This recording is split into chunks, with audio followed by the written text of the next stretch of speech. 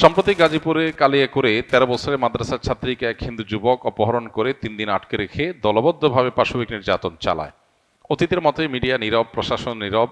যদিও অতীতে দেখেছি এই ধরনের ঘটনার সর্বোচ্চ আসামির গ্রেপ্তার ব্যতীত উপযুক্ত শাস্তি পর্যন্ত পৌঁছায় না। এমত অবস্থায় সঠিক আইনের প্রয়োগ না থাকায় জনগণ নিজেই শাস্তি প্রদান করলে ইসলাম সমর্থনযোগ্য হবে কিনা, খুবই দরকারি প্রশ্ন। দেখুন, গাজীপুরের ঘটনাটা নিয়ে আমাদের সবারই কমবেশ মুখ খোলা দরকার, আমাদের সবারই এই ব্যাপারে কথা বলা দরকার। এই ঘটনা আমি যতটুকু শুনেছি যে ২ মাস আগে ঘটেছে, অথচ ২ মাস পর্যন্ত এই ঘটনা ধামাচাপা দেওয়া হয়েছে। এখন সেই ঘটনা প্রকাশ হচ্ছে, ২ মাস পরে প্রকাশ হচ্ছে। ২ মাস ধরে ধামাচাপা দেওয়া হয়েছে কেন, সেটা একটা বড় প্রশ্নের জায়গা। আর এই দেশে মুসলমানরা, আমরা দীর্ঘদিন থেকে দেখেছি, হিন্দুদের পূজা হলে যাতে করে সেখানে কেউ নাশকতা করতে না পারে, মাদ্রাসার ছাত্ররা গিয়ে মন্দির পাহারাদারি করে সেখানে মুসলমানদের বদনামির হাত থেকে বাঁচাবার জন্য চেষ্টা করে।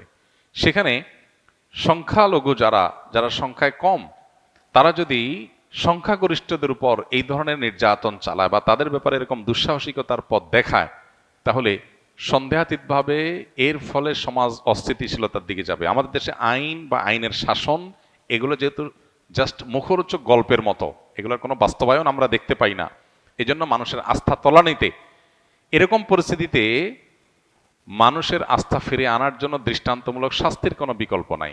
অতএব এ ধরনের ইস্যুতে বিশেষ করে জড়িতদেরকে দৃষ্টান্তমূলক শাস্তির মুখোমুখি করার কাজটা যদি প্রশাসন করতে ব্যর্থ হয়, তাহলে মানুষ আইন নিজের হাতে তুলে নিলে তার দায়ও এই লোকগুলোর উপরেই পড়বে।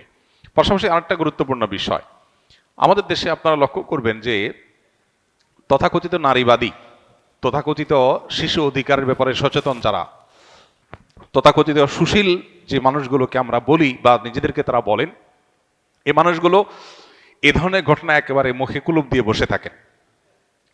কোন মুসলিম নারী তিনি নির্যাতিত হলে তাদের নারী অধিকারের স্লোগান একেবারে থেমে যায়।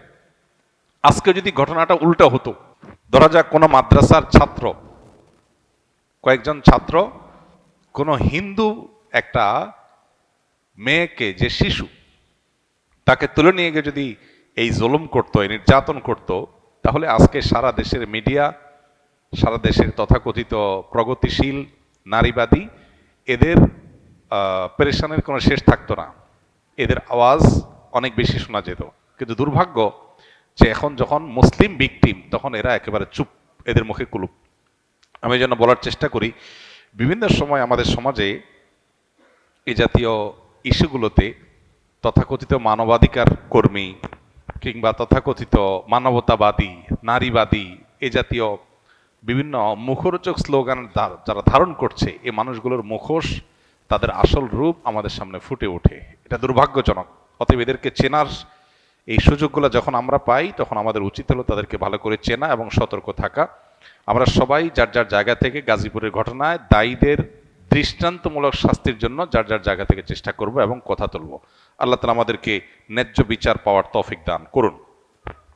আপনাকে আল্লাহর জন্য ভালোবাসি, বেয়াদবি মাফ করবেন। আপনারা আমাদের রত্ন। আমাদের দেশের কোনো প্রোগ্রামে দাওয়াত দিলে আপনারা গ্রহণ করেন না, কিন্তু বাইরের দেশের প্রোগ্রামে অংশগ্রহণ করেন। এই বিষয়গুলো আমাদের দিলে কষ্ট দেয়। আল্লাহ আপনার সহায় হন। প্রথম কথা হলো যে বাহিরের দেশের প্রোগ্রাম দাওয়াত দিলেই আমরা অংশগ্রহণ করি, এটা আপনি কিভাবে বুঝলেন? দেশে যেরকম আমরা খুব বেছে বেছে অল্প কিছু প্রোগ্রাম করি, বাহিরেও অলমোস্ট বেছে বেছে খুব অল্প কিছু প্রোগ্রাম করি। বহু দেশে বহু প্রোগ্রামের জন্য আমাদের কাছে আবেদন করা হয়। একটা দেশে হয়তো 20টা জায়গা থেকে আবেদন আসছে, সেখানে একটা জায়গায় হয়তো আমরা যাই। 10টা দেশ থেকে আবেদন আসছে, সেখান থেকে বাছাই করে হয়তো 2টা বা 3টা দেশে আমরা যাই, বাকিগুলো আমরা বাদ দিই। আমাদের কিছু ক্রাইটেরিয়া আছে, যে ক্রাইটেরিয়াগুলোকে আমরা মেপে মেপে চলার চেষ্টা করি। আর এর বাইরে আরেকটা ইস্যু আছে, সেটা হলো যে আমাদের দেশে গতানুগতিক মাহফিলের যে ফিল্ড, এই ফিল্ডে আমরা একসময় দাওয়াতি কাজ করেছি আলহামদুলিল্লাহ, কিন্তু পরবর্তীতে দেখা যায় যে এই ফিল্ডে আমরা যে কোয়ালিটির দাওয়াতি কাজ চাই, ওই কোয়ালিটির দাওয়াতি কাজ মেনটেন করা কঠিন হয়। সেজন্য আমরা ইনডোরে প্রোগ্রাম করার চিন্তায় আসছি। এই গত 1 মাসে অন্তত 7 থেকে 8টা প্রোগ্রাম করেছি ইনডোরে সব। তো এই যে ইনডোর প্রোগ্রামগুলো করছি, এগুলো দেশের বাইরেও করছি, দেশেও করছি, কিন্তু এগুলো আমাদের নির্দিষ্ট কিছু ক্রাইটেরিয়া আছে, সেগুলো ফুলফিল করার পর আমরা সীমিত পরিসরে যতটুকু করলে আমার ফাউন্ডেশনের কার্যক্রম, নিজের লেখাপড়া, নিজের গবেষণার কার্যক্রম বাধাগ্রস্ত হবে না, সেই রকম মেপে ঝুপে আমরা প্রোগ্রাম নেই। ব্যাপারটা দেশ বা বিদেশের না, ব্যাপারটা হলো আমাদের ক্রাইটেরিয়ার, ব্যাপারটা হলো আমাদের কোয়ালিটির। ক্রাইটেরিয়া যখন বনে যায় তখন দেশেও প্রোগ্রাম করছি, যেমন বিদেশি প্রোগ্রাম যদি 5টা করি, দেশের প্রোগ্রাম 10টা করি, এমন না যে দেশের প্রোগ্রাম করছি না একেবারে। হ্যাঁ, দেশের প্রোগ্রাম যে হারে আছে সে হারে প্রোগ্রাম করতে চাইলে তো দিনে 10টা করেও শেষ করা যাবে না। তো এই জন্য আমরা নির্দিষ্ট ক্রাইটেরিয়ার মধ্যে এটাকে বাছাই করার চেষ্টা করি। মাহফিলের ফিল্ডে কাজ করার জন্য বহু বক্তা আছেন দেশে, মাশাআল্লাহ, অনেক ওলামা একরাম আছেন, তারা কাজ করছেন, সেটা কাজ দরকারও আছে। কিন্তু আমাদের মাহফিলের বাইরে অনেকগুলো কাজ আছে যে কাজগুলোতে আমরা মনোযোগী না হলে অন্য কেউ মনোযোগী হয়তো হবে না। সেজন্য আমরা সেদিকে ফোকাস দিতে চাই, এখান থেকে কমায় আনতে চাই। দেশ থেকে ফিল্টার করে ক্রাইটেরিয়ার মধ্য দিয়ে বাছাই করার প্রক্রিয়াটা যত কঠিন, দেশের বাইরের প্রোগ্রামগুলোকে বাছাই করে আপনার আমাদের ক্রাইটেরিয়ার মধ্যে আনাটা সেই তুলনায় অনেক ইজি। কারণ আমাদের দেশে দেখা যায় এমনও প্রোগ্রাম আছে যে প্রোগ্রামটা আসলে ওয়াজ মাহফিল উপরে, নামকে অস্ত ওয়াজ মাহফিল, টার্গেট আসলে অন্য কিছু। বাইরে এই ধরনের প্রোগ্রাম খুব কম হয়। এরপর আমাদের এখানে ফিল্ডের প্রোগ্রাম বেশি, বাইরে ফিল্ডের প্রোগ্রাম অলমোস্ট নাই, সব ইনডোর প্রোগ্রাম। ইনডোর প্রোগ্রাম তো আমাদের দেশেও আমরা করি, কিন্তু খুব হিসেব নিকেশ করে, খুব বাছাই করে। অতএব ইস্যুটা দেশি বিদেশে না। আর বাইরে প্রোগ্রাম আসলেই নিয়ে নাই তা না। আপনি হয়তো 5টা প্রোগ্রাম দেখছেন ফেসবুকে, এই জন্য আপনি মনে করতেছেন সবগুলো নিয়ে নিচ্ছি, আরও 50টা বাদ দিয়ে যে 5টা নিচ্ছি, সেটা তো আপনি বোঝেন নাই। ঠিক একইভাবে দেশে আমরা হয়তো অল্প পরিসরে বিভিন্ন ইউনিভার্সিটিতে, বিভিন্ন শিক্ষা প্রতিষ্ঠানে, বিভিন্ন আপনার ক্রাইটেরিয়াতে কিছু প্রোগ্রাম আমরা করি। হ্যাঁ, গণহারে যে দাওয়াতি কাজ সেটা আমরা করি না। মাহফিলের ফিল্ডটাতে আমরা যাচ্ছি না। মাহফিলের ফিল্ডে আমরা আদৌ যাবো কি না, গেলে কিভাবে যাব, সেটা অনেক হিসাব নিকাশের ব্যাপার।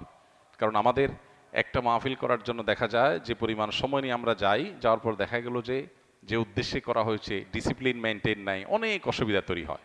এসব কারণে আমরা ফিল্ড থেকে সরে আসছি। তো মূলত আমরা দাওয়াতি কাজের জন্য আসুন্নাহ ফাউন্ডেশন একটা অডিটোরিয়াম করেছি, প্রায় 800-900 লোক ধারণ করবে। সারা বছর সেখানে দাওয়াতি কাজ চলবে ইনশাল্লাহ। আমরা বাহিরের দেশে, দেশের বাইরে সফরগুলো দিন যত যাবে আমরা সেগুলোকে কমিয়ে আনার চেষ্টা করব। এবং আমাদের যে নিজস্ব অডিটোরিয়াম, সেখানে আমরা বিভিন্ন পেশার মানুষের জন্য সারা বছর ব্যাপী আমরা ইনশাল্লাহ দাওয়াতি কাজ করব। কারণ বাহিরে 7 ঘন্টা 8 ঘন্টা সফর করে গিয়ে একটা প্রোগ্রাম করার পরে দেখা যায় যে এই প্রোগ্রামটা যারা আয়োজন করেছেন তাদের উদ্দেশ্য, তাদের পদ্ধতি, তাদের ডিসিপ্লিন, এগুলোতে প্রচুর পরিমাণ ত্রুটি ছিল, দেখা যায় আমার সময়টা নষ্ট হয়েছে। তো এটা যেন না হয় আমরা সে বিষয়ে বিশেষভাবে খেয়াল করছি। আপনাদের সহযোগিতা এর জন্য আমাদের দরকার। জাযাকুমুল্লাহ খাইর।